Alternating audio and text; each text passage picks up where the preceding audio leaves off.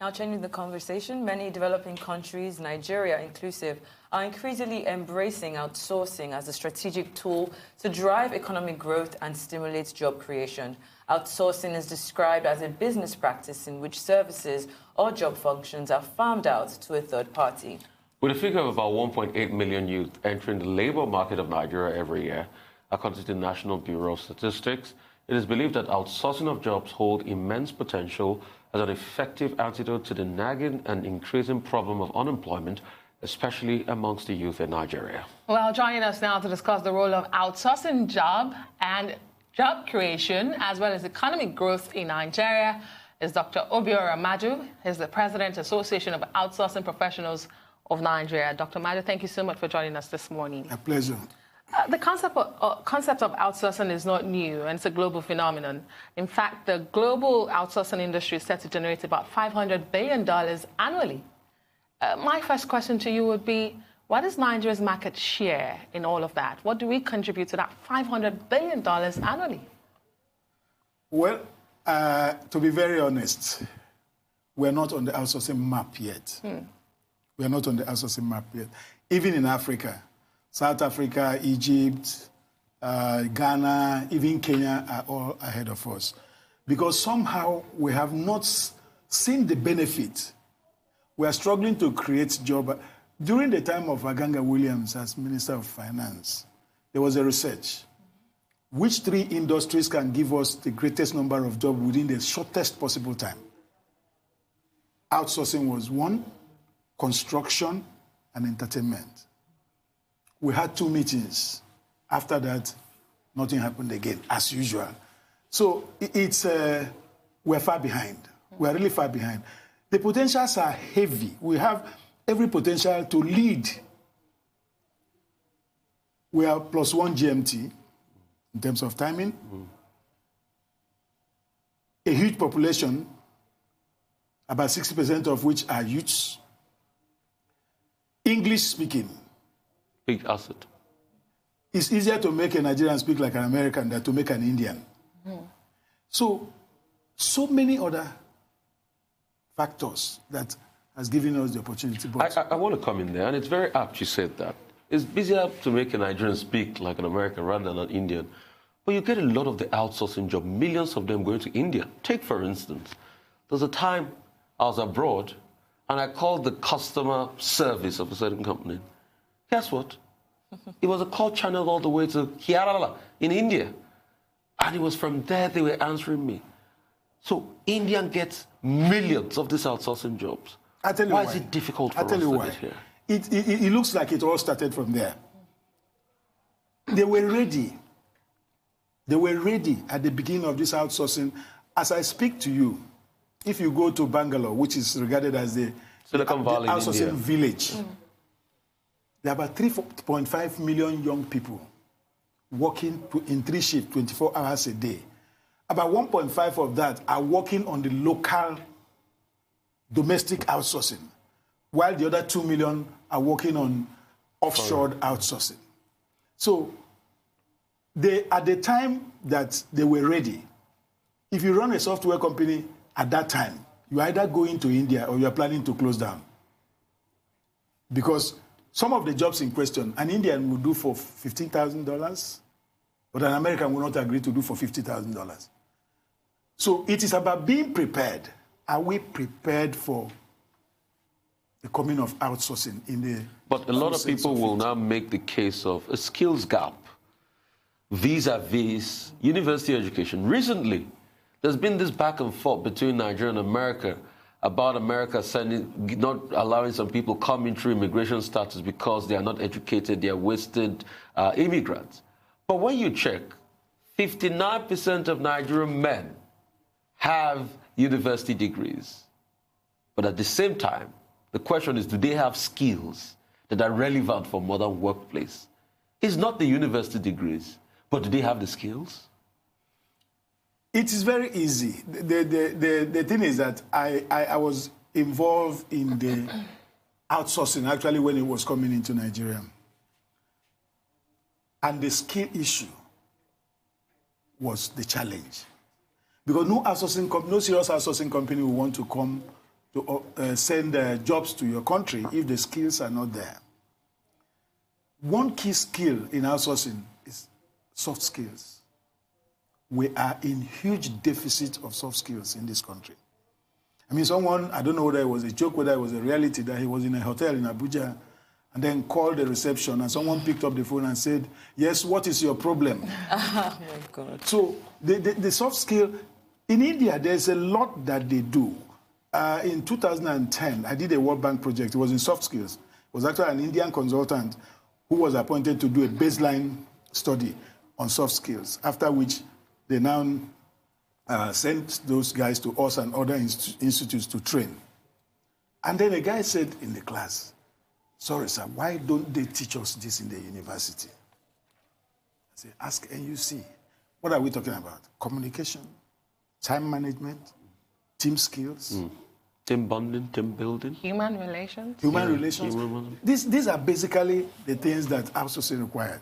But maybe also we should step back a little to talk about what outsourcing is for the viewing public. Please do. You mentioned it when you started. Yes. When a company takes a component of what they do and then hand it over to a third party to do, that's outsourcing. When it came first, the key objective were to reduce cost. The other one was also to concentrate on core. Because anything that is not your core, you can't do it better than those who do it for a living. So that's why you see a truck with a photograph of product of one company. That truck does not belong to the company. It belongs to the third party that is doing it. So the opportunities in outsourcing is so huge that it can create so much employment in this land. As I speak with you, is there outsourcing going on? Yes. A whole lot. A lot. Software companies in India are actually outsourcing some jobs to some software guys in Nigeria. There's a huge population of software people in this country, but the most popular component of outsourcing going on in Nigeria logistics. The human resource. Human resource. That's what everybody. In fact, for some people, if you say outsourcing, they say it's human resource. People outsourcing. But let me explain. In outsourcing, there is voice. There is non-voice. Voice is the usual contact centers, the call centers, and the rest of them, and it's only about 38%. While the non-voice is about 62%. The non-voice includes the rest of the things that we talked about, like back office operations, logistics, and a whole lot of these other things. Then also there is the onshoring. If we're doing some domestic outsourcing within Nigeria, that's called onshoring. But offshoring is if you from Nigeria, send job outside Nigeria to go and do. So first of all, we need to develop the domestic industry to give confidence to international jobs to start coming to Nigeria first. So that's the starting point. Okay, Doctor, let me come in here because, yes, it is cost effective. Yes, it allows you to focus on your core objectives as a company. But what do you say to those who say in Nigeria, outsourcing is not properly structured? And with it comes the challenges, especially the employees who are the receiving end of this. Because you then see the issue of contract staff, casualization of staff when ending, which is against the labor law of the land. It is also an argument put forward by the labor union in Nigeria to say, multinationals, especially in the oil and gas industry, in the telecoms industries, and in other sectors, capitalize on outsourcing in breaching the law. What do you say to people like that who say, yes, it is fantastic to have outsourcing, you employ people, but what quality of jobs are we giving to these people who you permanently place on contract staff against the law of the land? I would have been surprised if this question didn't come. Let's differentiate contracting from outsourcing. Good. When you outsource, it means you have handed over that component of function to a professional third party. Let's use the oil industry, for example. if a community is disturbing an oil company, you have to do something to settle them down. So you take a component of what you want to do and give to the traditional ruler, who now rallies people to do whatever it is. But that's where this first point comes in, because that third party now do not do it in tandem with the laws of the land. Allow me to land. Yeah. Now, I say this because I'm the president of AOPN. The truth is that the way outsourcing is run is totally different, because in this contracting thing, you give the guy the money, then he does whatever he likes with the people who are working for you. So you agree it's not properly structured in Nigeria? Not outsourcing, contracting. No. So let me explain. Let me differentiate it so that we can get it right. In outsourcing now, there is what is called service level agreement. There's an SLA. Yeah. Secondly, the company that is outsourcing tells the other person, for example, this staff will be paid 50,000. And you will not touch that 50,000 because you are paid a administrative fee, which is a percentage of the total amount that these people are being paid. I'm saying it because the members of our association... I'm pleasant. I'm going to say to you pleasantly to shock you, it's not the case. And you should go back and check the members of your association because they are doing the sharpest practices. No. Let me tell you, right now, based on banks, when banks are giving jobs to some companies that apply for outsourcing, they ask them, are you a member of AOPN? Because... look, they are... Check your members. No, it's not my members. There are too many outsourcing companies that are here that are not our members. So you can't speak for it. So I'm speaking for my members. Say that there are organizations that are doing professional jobs. Okay. A whole lot of them. Let me finish. There are some of our members. This staff you are talking about, they're on pension. They are staff of the organization. So even when a principal takes away the job, they don't lose their job immediately. The company keeps them and then makes an attempt to get other jobs, to deploy them to. There may not be too many, but that is the way to go. The challenge in this country is that nothing is regulated. That's you just answered the question, so we'll be right back after this quick commercial break.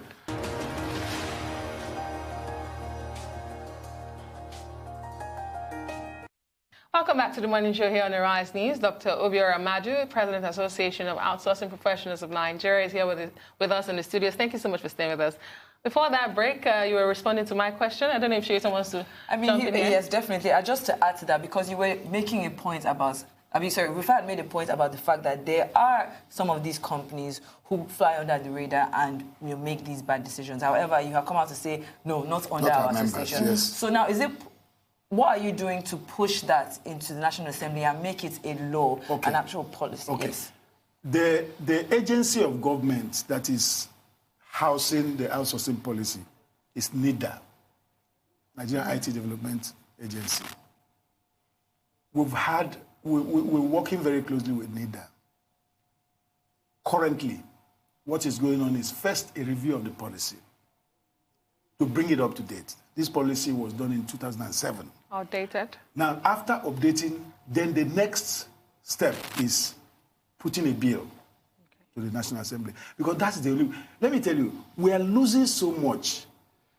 The president of South Africa said sometime in the past, guys, look, we're going to focus on tourism and outsourcing.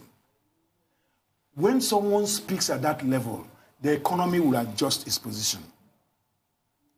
But we're still battling with even getting people to understand what outsourcing is all about. So as it stands, do you have a legal and regulatory framework for the outsourcing industry in Nigeria ready to be passed, something that you're already working with? There's a long ground. No, what I'm telling you is that there's a policy. Okay. That's what is on now. And that this policy is being reviewed because it's like 12, 13 years old. And then we have already agreed with the agency that after that policy review, that the next thing will be a bill. So that when that happens, then you can regulate it. Right now, anybody can carry a briefcase and say... So there's no law even backing your association? Well, there's a law backing us because we are registered with CSC. But there's no law that says you can clamp down and regulate. We are not clamping down on none of people who are not our members, but for those who are members. Let me tell you what we have done further. We have what we call E-Verify. Because one big challenge in outsourcing, or even in employment generally in Nigeria, is that someone will commit a criminal offense in one organization and walk away the next minute. In fact, there was a company that asked me to recruit drivers for them. Then, of course, I put it out without disclosing who I'm recruiting for. The first 10 people who came were actually fired from that same organization. So we have what we call E-Verify, which mandates every of our members, once you sack anybody for a criminal offense, you upload the person's name. So even banks subscribe to that very E-Verify. You don't have to be a member to subscribe. So, because if you want to recruit, you go there, you run through the list to ensure that the people... So we are doing everything. The only thing is that regulatory, this thing to go outside our membership, we don't have at the moment. And that's what you need, the prosecutorial powers. We are working on it, because the truth is that how far have we been gone? I told you that it's like at the primary stage. Okay. We cannot overemphasize the nexus between outsourcing and job creation, because we've seen it work in other climes. President Muhammadu Buhari had said that we need to lift 100 million people. I think he said, I will lift 100 million people in 10 years. But we know that spans beyond his tenure. So in lifting 100 million Nigerians out of poverty in the next 10 years, by calculation, that should be 10 million Nigerians, if I'm correct, every year.